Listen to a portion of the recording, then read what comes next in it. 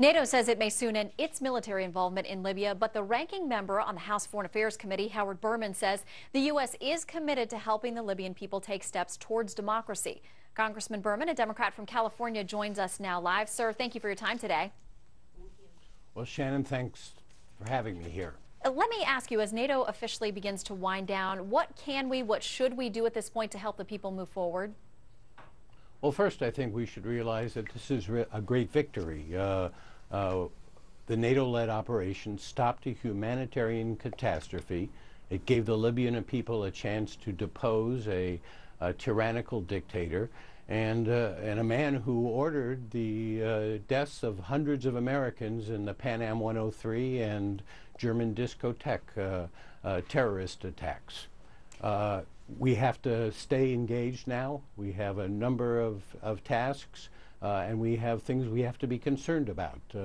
The breakdown into tribal rivalries, the revenge motivation not taking hold, the reestablishment of an effective economy and an infrastructure for Libya, and concern about an Islamist stronghold in a new government. But to me, the future looks much better than it did under Muammar Gaddafi.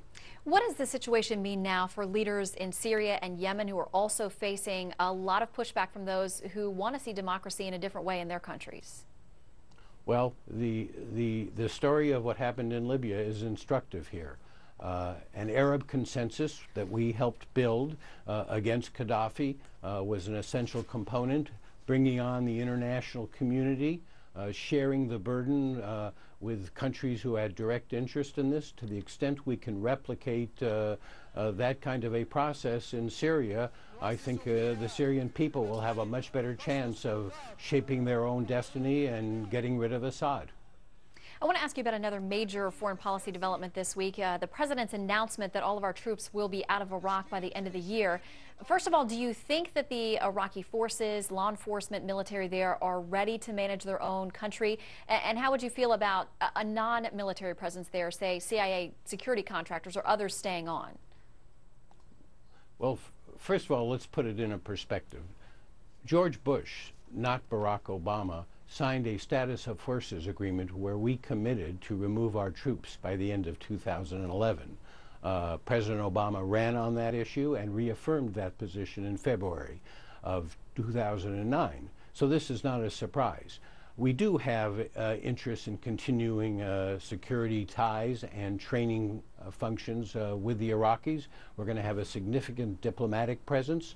We're going to need security forces, probably private contractors, to protect our diplomatic missions and our diplomats and aid workers who are helping to in the process of rebuilding Iraq.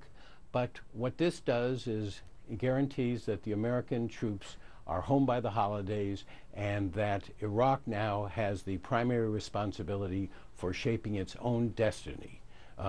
Very important here, there are a number of issues that the Iraqi government still hasn't come to terms with. They still don't have a defense minister or an interior minister.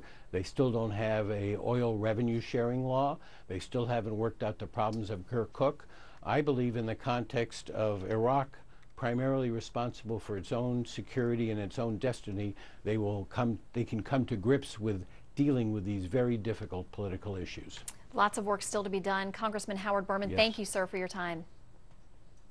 Thank you.